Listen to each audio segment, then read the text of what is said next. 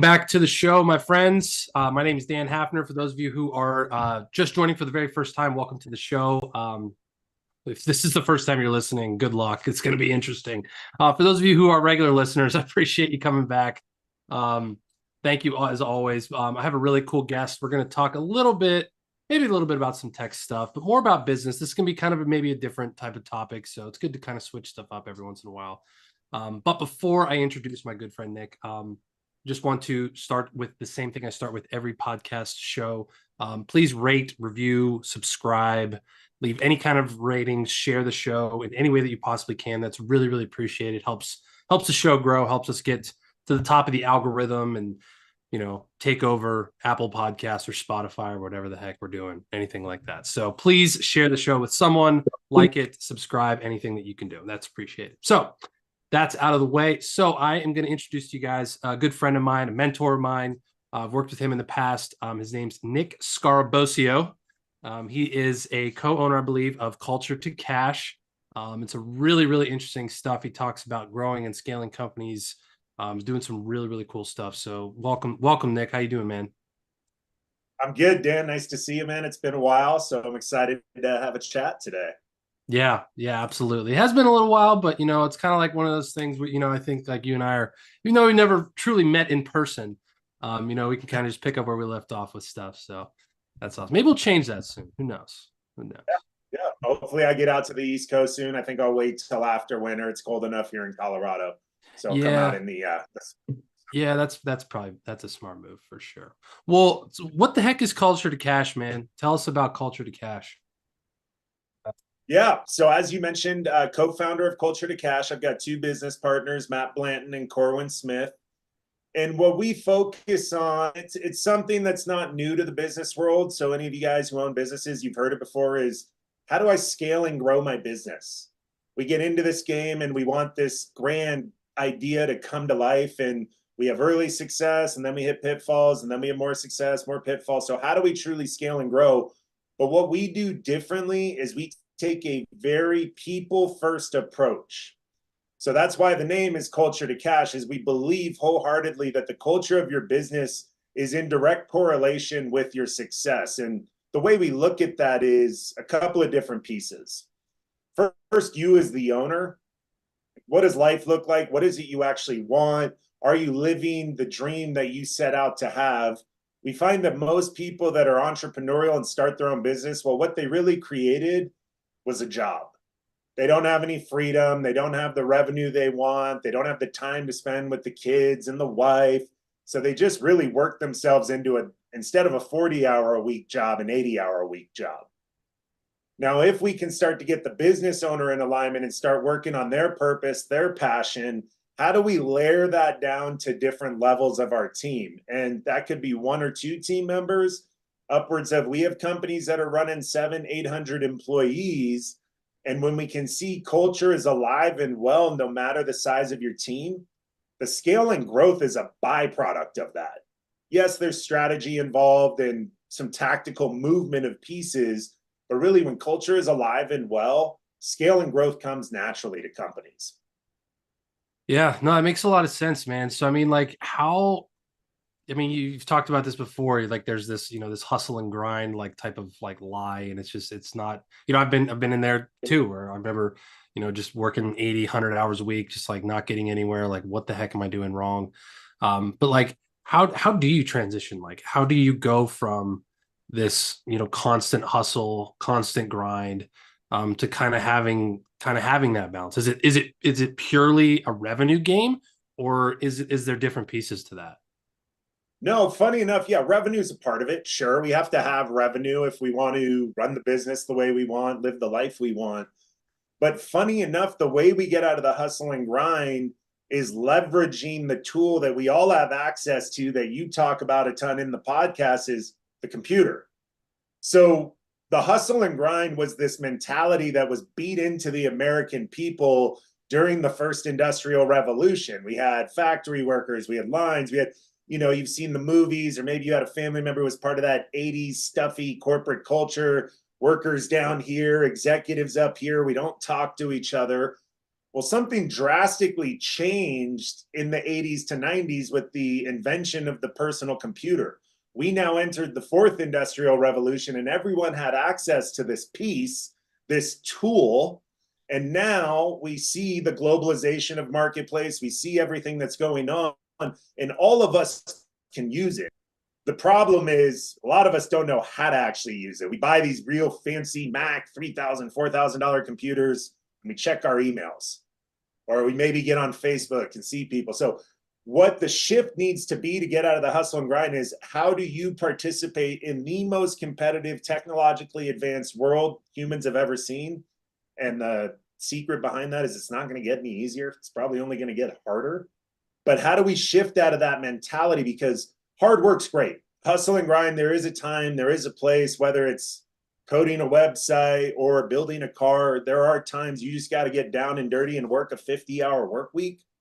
But for the rest of the time, how do you remove yourself from just this hard work mentality of, how do I leverage technology? How do I leverage skills? How do I build something that matters and increase everything as a byproduct of it? Yeah, I mean, and we were actually talking about this beforehand. So before we hit record, I just got done watching this undercover billionaire show of Grant Cardone's season, right? And when you were talking about that, just reminded me, like, for those of you who don't know, I highly recommend watching it. He's dropped off in a town he's never been in with $100, a truck, and like no name, right? He's Grant Cardone. He's like one of the biggest business guys in the world. But what did he do? He didn't get a job. He didn't go and grind and hustle and do all this stuff. It was through partnerships. He would not have done that without being aligned with the right people. I mean, there was times he was just cold calling, going through stuff, getting stuff done, hustling, right? But there was time, like, it would not have been possible looking back on it without the partnerships and the people that he was able to leverage. So I guess that kind of, transitions into this next piece. Um, you know, for someone who maybe is in this transition phase of, well, maybe it's a software company, maybe it's an in-person company, whatever the case might be.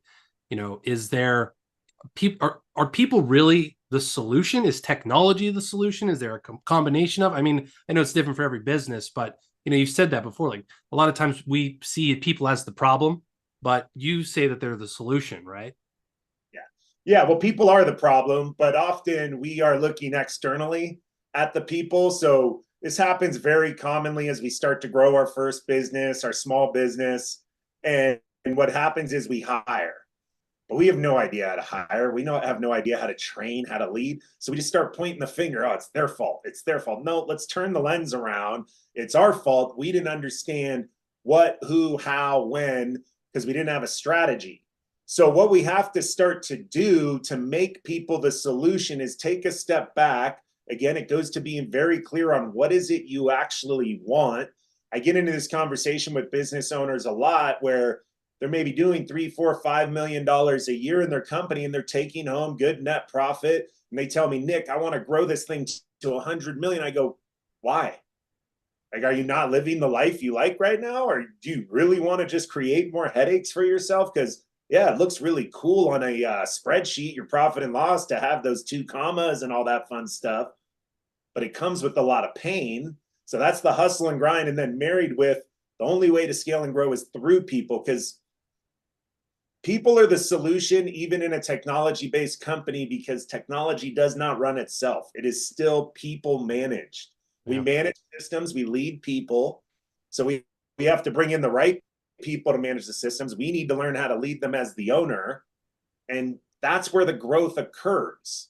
But if we continue to point the finger and look and go, nope, it's Bob's fault. Bob's a crappy employee. I don't like Bob. Well, you're just going to hire Bob version 2.0 when you get rid of Bob. So you got to change the way you look at it and start investing in yourself and start investing in your people. Yeah, no, that makes sense. So, I mean, it's important, right? Like, what you're talking about too. It's like I mean, just sticking with this level of like, okay, so there's people who are just in the startup phase. There's people who are in the, medium phase, larger phase. Like there's a whole spectrum of businesses and stuff. But, that's really powerful what you said. I think a lot, especially in the technology space, a lot of people just have this idea. It's very sexy nowadays to just have like the next platform, or I raised 100, or $5 million for this cool product. It's like, great. We just had a gentleman on the podcast a couple episodes ago. It was like, yeah, when you get funding, it's like you just wake up the next day and there's a bigger number in your bank account, and but like you still have to go hire these people, you have to still do these things. Nothing else changed. Like not one other thing changed. We still had the same problems as yesterday. We still had the same systems as yesterday. It just like our bank account went from here to here. That was the only change, and that was really interesting for him to say that. So I mean, really, is it about like, I think you went through this too. Like you said, like you go through these years of growing and scaling companies, but then you get to this point where you might want to scale, you might want to grow, but it's really about aligning with your values, right? Like your internal values and being like, no, I've reached this level and that's okay.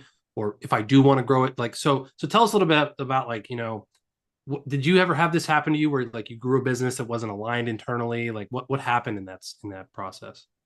Yeah, I mean, what got me to this point today of wanting to do this for a career, wanting to help other business owners was growing and scaling my own businesses. I was in the real estate industry in the San Francisco Bay Area, did real estate and property management for 17 years. In between some of those years for 10, I owned and operated gyms. And I really loved the ideation phase, the building of the companies, but the managing of the people, all the problems that came with it, they just started to take a toll on me. I'm very open about my past. At one point, I was 330 pounds, heavy alcoholic, highly disconnected from my wife, my kids. And other than the physical appearance, and I'm a big athletic guy. So most people are like, oh, he's just a big guy. He's probably really strong. Like you look at the numbers game and it's, man, Nick's crushing it. Well, on the inside, Nick's miserable. He's depressed. He's unhappy. He's not doing what he loves.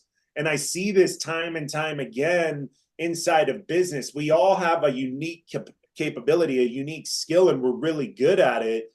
But we start to bring all the other pieces in when we become a business owner. And hey, I'm not good at HR. I'm not good at accounting. I don't want to be the manager. I'll be the owner, but please don't make me speak in front of the group and tell them what to do. And this all starts to wear down on us. So when we come and we create a strategic plan and we set the goals and the visions, what we can start to do is understand what are the people or the pieces or the technology that we can put in place to remove us from the places we're not happy or not good and allow us to only work in our zone of genius. So I'll stick in the tech realm because I see it often. If you have software development, rarely does the ace coder, the guy who can just rip out code, rarely, I don't think I've ever seen it, is he the best manager for the project and for the team.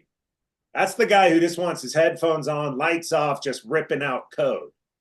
But what do we usually do as companies? We go, well, it's our best coder. He's got to be a great manager. Make him a manager. And then all of a sudden his coding drops. He seems on edge all the time. He's pissed off. And we're going, well, what happened there? What wasn't his zone of genius? Let that guy sit in his cubicle or his room drinking, his sodas and headphones on and not talking to the world. And let's go find someone who likes to lead people.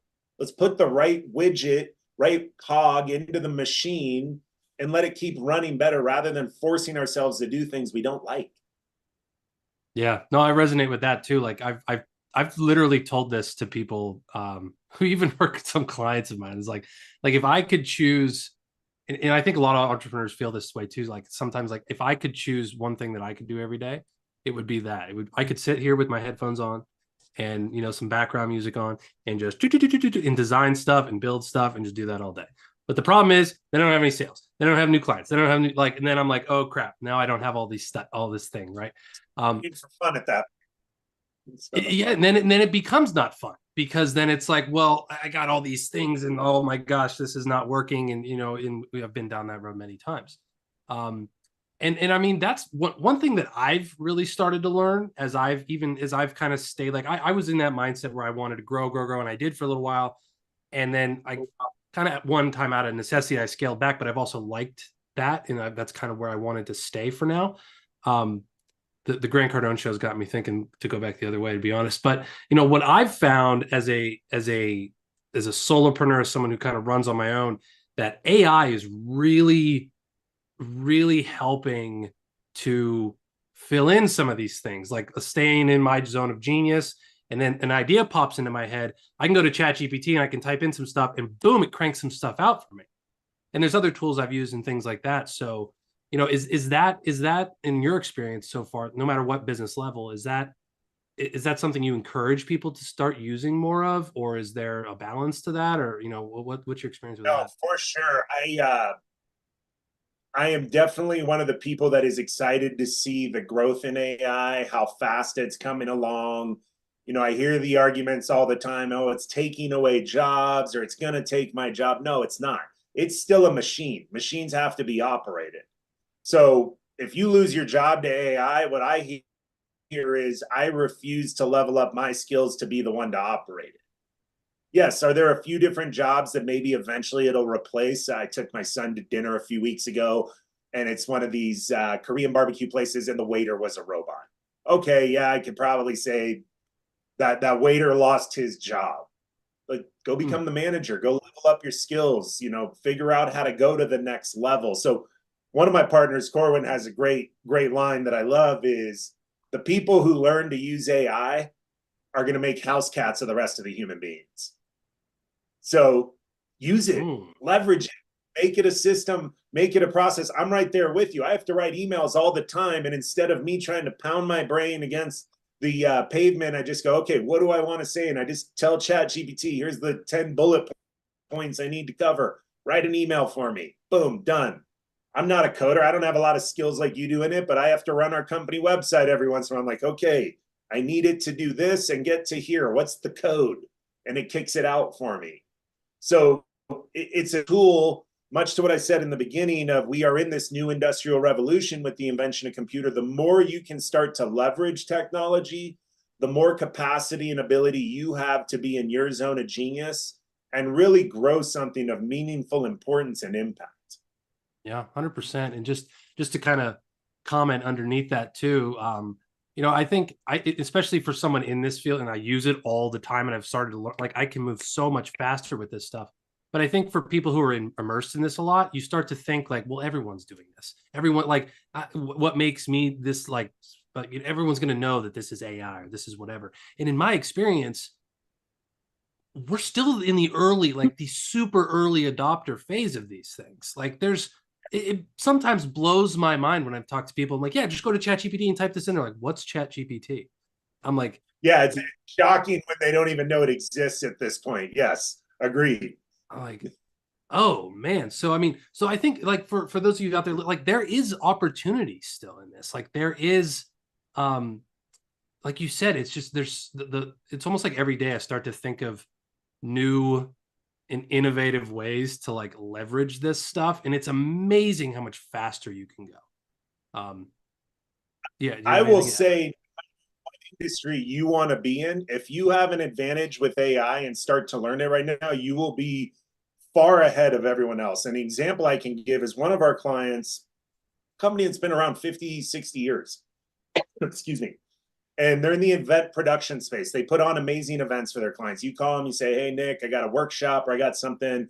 They build scenes, they do the fabrication. But in a conversation yesterday, it's aware to them. I think the terminology uses, we got to go find some of these young kids who understand how to use AI plan drawing tools. Well, this is still a industry where even though AI is going to kick out the CAD drawings and the tools and everything, there's still a human being that's going to go have to cut the wood, glue it, nail it, put it together, ship it. So there's no matter the industry, I would challenge some of your listeners to put in the comments of the show, well, it won't work in this industry. And I'll find a way that it's going to. Because I work from blue collar all the way through white collar, and every single one of our clients, there is a need for some form of AI. But more importantly, there's the need for the person that understands it, knows it, and will leverage it.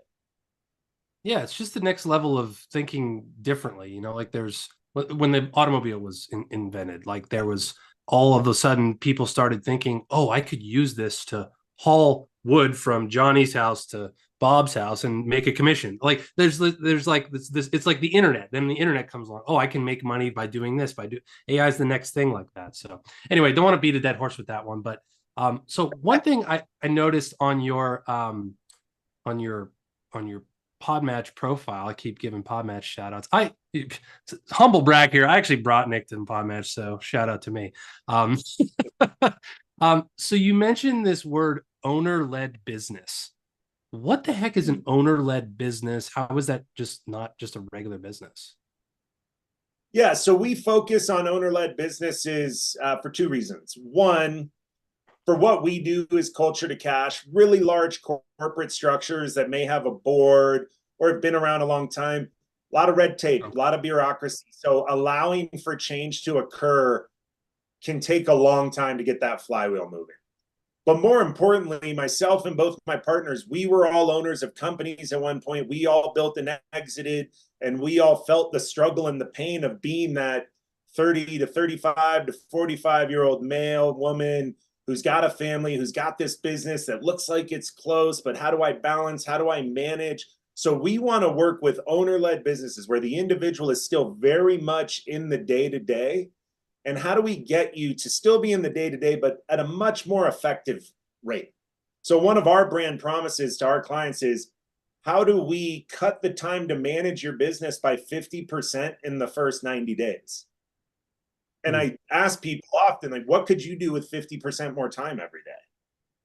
Now, some of us psychopaths who are just prone to everything business, we're just going to go find more stuff to fill our time, and hopefully it's of good value. Sometimes it's not. But for the ones that kind of hit that enlightenment phase, it's like, wow, I could go to Johnny's baseball game without feeling stress or anxiety. Maybe I could take a vacation. Haven't done one of those in 6 years. So we really see the impact with owner-led businesses. So we really hone in on it because we want to create space and freedom for them. Okay, that makes sense. I kind of had a figure like, there's board businesses and there's, different things like that. So that's interesting. Okay. Well, a couple of the past things we've talked about kind of apply with this, but I'm curious, like, this world, we're more connected than ever, but we're more disconnected than ever. You know what I mean? Like we have 9 million different social platforms, but we're all so what is it like, social media anxiety or depression, like it's just there's like what's that syndrome they call it where you see everyone's like awesome life on Facebook and then you're just like, oh god, I hate everyone, my life sucks. um Yeah, because we forget that they're only showing the highlights. They're not showing the downs. it's the highlight Yeah, really, yeah. Yeah. So I mean, like, but as an entrepreneur, as in someone that's in this world, like, that's a real thing because I've struggled with this too. Like I wrestle with this all the time. Like I hate being on social media, and yet I know I have to do it. It's like a love hate type of thing. But what I'm getting at is, like this connection, like how does this spill over? Like the connection I have to my business, the purpose I have behind my business, if that's good and that's on fire, that leads into purpose and passion in other areas of my life, right? But if it's disconnected, that's kind of you experience the same thing in other domains of life, right? for sure. Um, One of the things that I often say is, it started in the 80s, early 90s, is this concept of work-life balance. There's never true balance. We Yeah. always have to have a give and push. There are going to be times where work takes up the majority, but then there's times that we can really dive in on the family. What we want to fight against is the huge swings of the scale. And most business owners have been through that. They go, nope, it's 2024. This is the year. Not going in on Wednesdays and Fridays. I'm spending time with my family. And then in July, they turn around and they ask their bookkeeper, they ask their team, why are sales in the gutter? Well, because we didn't build the systems for you to just take off, John. We Yeah. need we need to work the systems, the sequences, and make sure we can do it. So it's this push and pull of work-life balance that we have to be aware of. But what it really comes down to is, are you clear on your why? Why are you doing it? What is it for? And I'm not just talking about some woo woo, oh, to leave the world a better place. That's great. But to leave the world a better place, you still have to be very clear on three specific intentions. What's your life intention? What are your financial intentions? And then what are your career intentions? And I do them in that order specifically because if we understand the life that we truly want to live, well, part of that is knowing how much money I need to make per year, how much I need to save. At some point, we are all retiring by choice or by chance. So what is it going to cost me to live from 65 to 95? Do I have enough money? Am I going to be able to open the fridge and know that I have food in there at 72 years old? So once I know what kind of life I want to live, and then I understand what the financial ramifications, the financial requirements are, then if I align my career with what I love to do and can it fulfill those first two intentions, then we're just on, it's go. Race is started.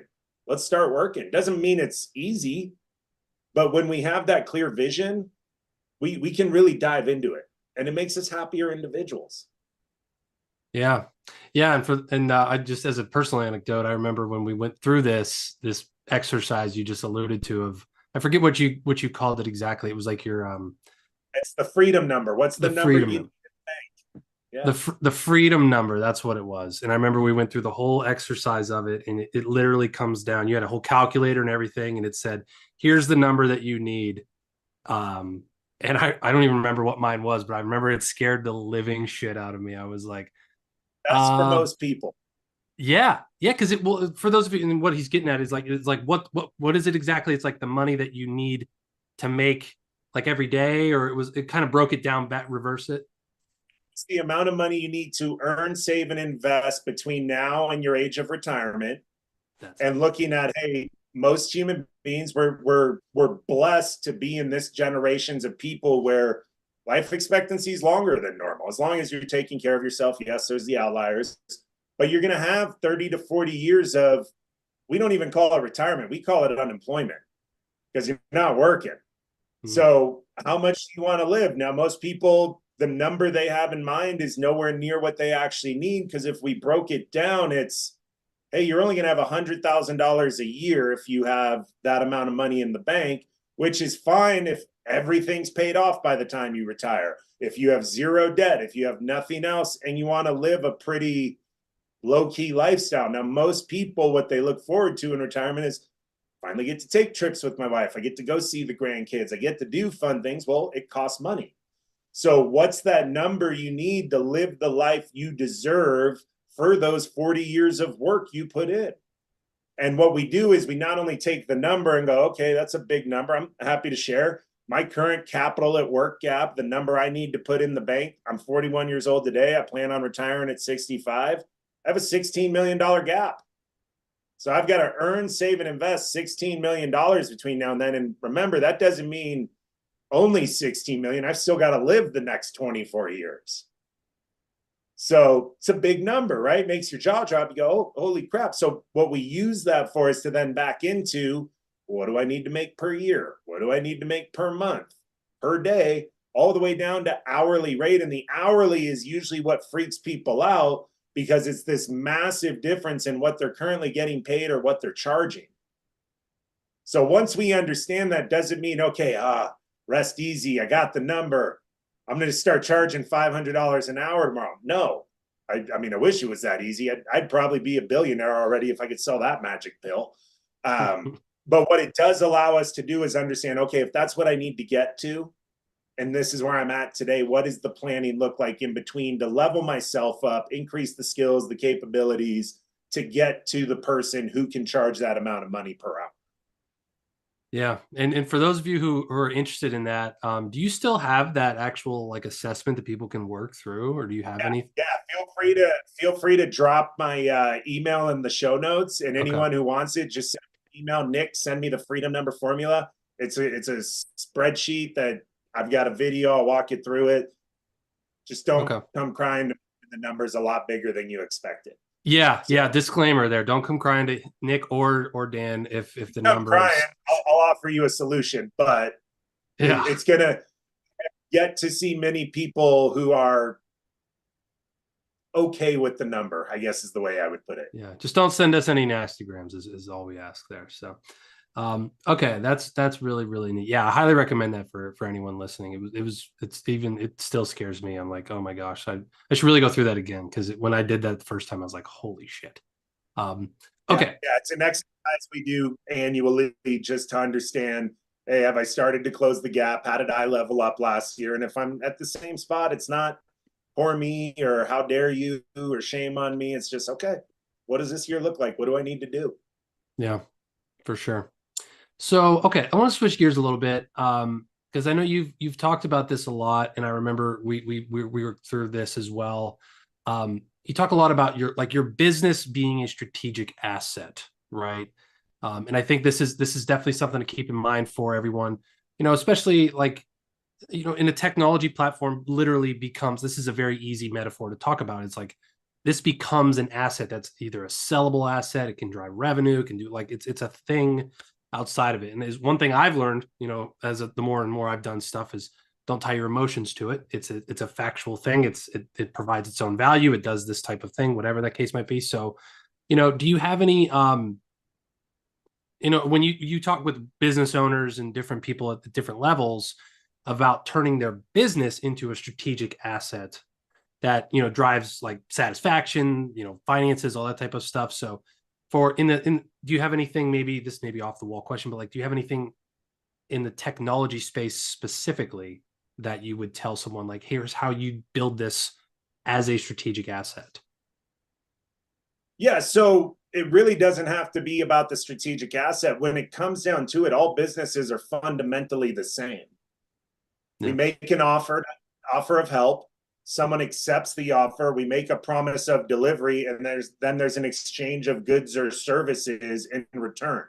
Since the dawn of time, the first ever human business transaction, that has never changed. So whether you're a ditch digger or you're an AI chatbot builder, that is the fundamental principle of your business.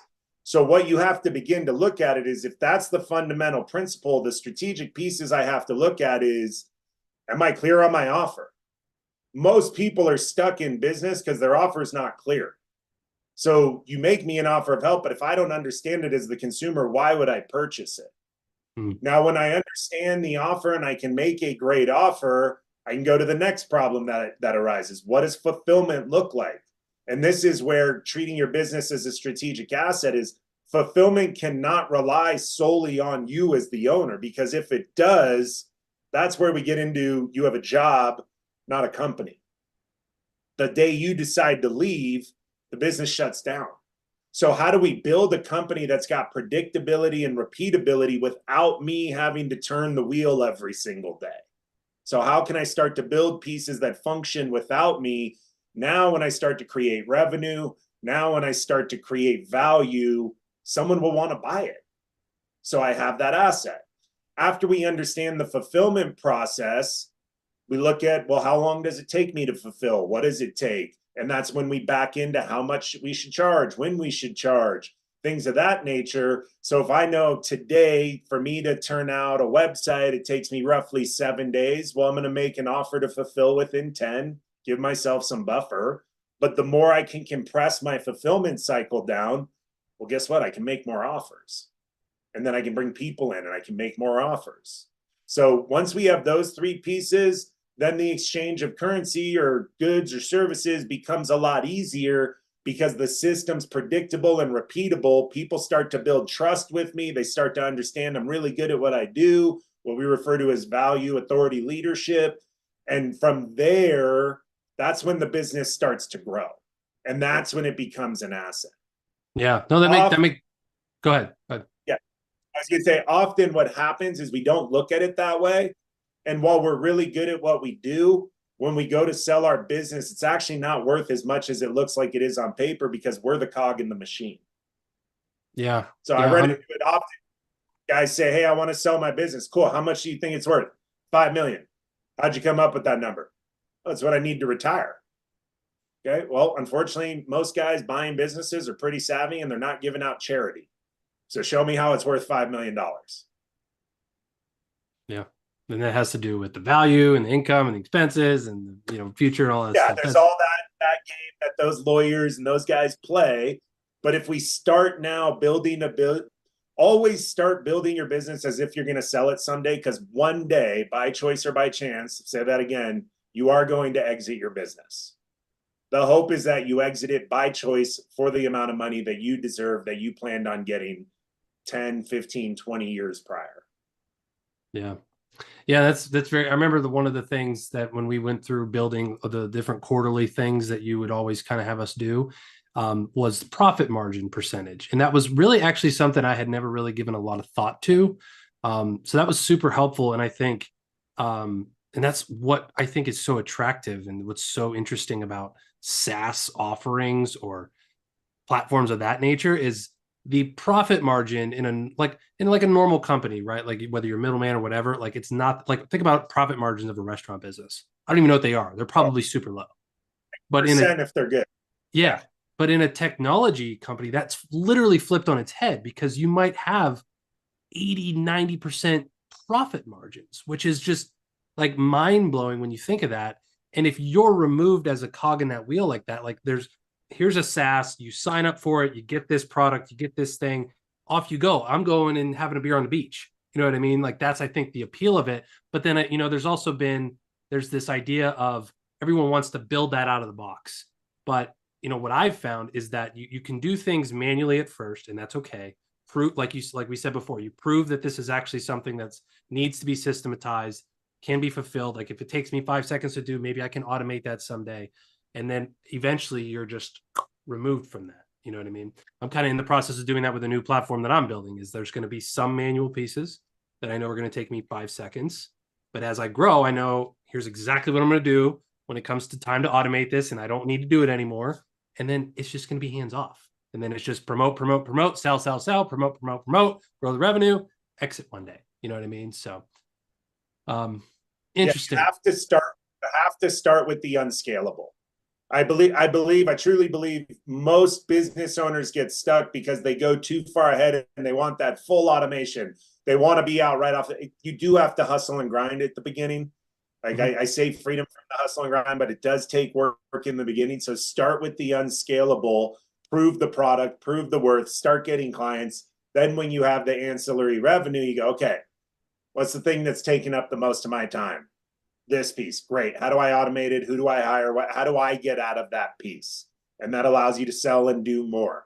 And you just keep repeating that cycle until you have super healthy profit margins. You have a pretty automated system and you can do whatever you want. I'll give a great example. I've been floating between two daily planner softwares for the last few months, paying two different memberships. Like, I don't know which one I really like. I was like, I'm just going to pick one. All right, I'm going to pick product A. So I go to cancel product B, and the first thing is, well, oh, don't leave us. We'll give you 50% off for life. I'm like, oh, that's pretty. No, it's only going to save me a few bucks.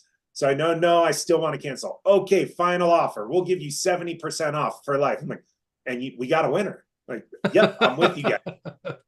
So to your point, like SaaS models give us a really great buffer, but no matter what our business is, the goal is always to get to healthy profit margins because it allows us opportunities.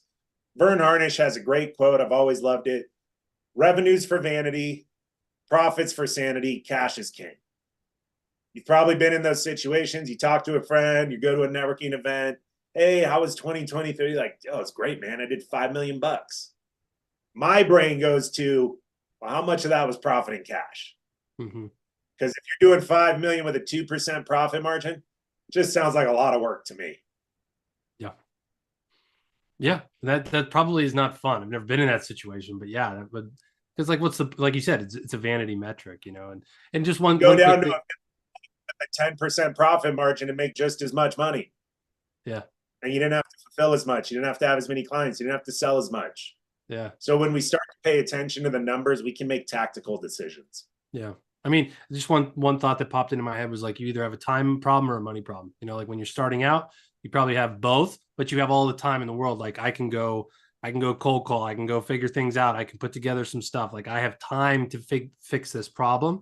And then as you grow, you make money. Now you don't have the time for stuff, but you have money that you can say, who can I hire or what can I buy to fill this problem? And then you solve that way. So interesting. Well, like answer me this for one last question, Nick. Maybe this is a personal question for me, but I feel like this will speak to some listeners out there and stuff like that. So, me personally, in my business, there's been a phase over the past, I don't know, 6-8 months where I feel like I may have lost a little bit of the drive. Like I might have lost a little bit of the passion. It's kind of because again, building a business is doing a lot of boring shit over and over. No one really tells you that when you get started. You think it's going to be this great, awesome, sexy thing. And then you're just like, oh, it's just like doing boring things all the time. But that's what builds success. So how do I maintain, or how do I regain that passion? Or is there a process I can go through to figure out, well, maybe it's time to end this is what I'm doing, or maybe it's time to reinvigorate this or shift or anything like that? Yeah, so there's a couple things you can do. And what it often comes down to is, again, going back to those original intentions we set. Is what's life, what's financial, what's career? Does this still allow me the opportunity to achieve those? It does. And maybe I have to just sit down with myself and, am I excited? Do I love what I do? And you'll start to find that certain things will pop up. Oh, I really love this piece. Yeah, I still love to do that. Lights me up inside. But sales over there, I would much rather not do sales. And we have to start making some decisions on opportunity cost. Okay, if I could get out of sales and do more of this, would I be happy? Yes. What's it going to cost me to get out of there? Whether it's time, money, people, whatever it may be. And this is the hard part of being a business owner. There are decisions that will take time for them to pay off. So do we have the fortitude to stick with it? Hey, maybe it's going to cost me $1,000 a month to hire a VA to just cold call people. And I've got to know that for 3 months, I'm not going to get a sale. But when that person catches speed 4, 5, 6 months in, and they're doing 5, 6 sales a month, I can look back to those first 3 months. I can look to that version of myself and say, what a dummy. Like, why was he worried? This is easy. So it's just understanding, sitting down with ourselves personally. That's that human aspect of it. And do I want to do this? And if I do, what do I love to do? What do I not love to do? One of the things we do is we call it the love loathe matrix. Happy to share this one with anyone who wants it as well. I'll give you the PDF, just drop a comment. But we list everything we do on a daily basis on how good are we at it? And then how much do we like to do it? And if we're not really good at it and we hate to do it, why are we doing it? Give it to somebody else. If we love to do it and we're really good at it, yeah, mark that down. Do that every day. So once we start to understand where we're placing our energy, we can gain back some of our time, our energy, our momentum, and get back to what we really love to do. Yeah, so you can list all that out, and then you can put on your Grinch costume. You can go hate, hate, hate, double hate, Exactly. loathe entirely. I love it. Exactly. I could quote that movie all day. Awesome. Well, that's really good. That's really good stuff, Nick. So, all right, man. I really appreciate you coming on. For those of you who've enjoyed this, like I said, I've actually personally worked with Nick. I can highly recommend him. He's full of wisdom. He's a really good guy. Where can we go to get some stuff from you, Nick? Yeah. So you can go to our website, culturetocash.com, all spelled out. You can hit me on any of the social media platforms, handles the THE and then my last name, Scarabosio. Pull it from the show notes. Don't try to spell it. It'll be tough. From there, send me a message, send me an email, anything. I am a true believer in no matter what stage of business you're in, if we get into a conversation, if I can leave you with any value, I've won.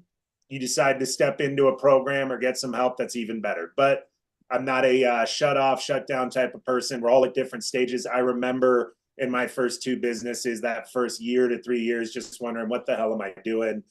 And just got lucky and got surrounded by some great mentors and some people who are willing to pour time and energy and love into me.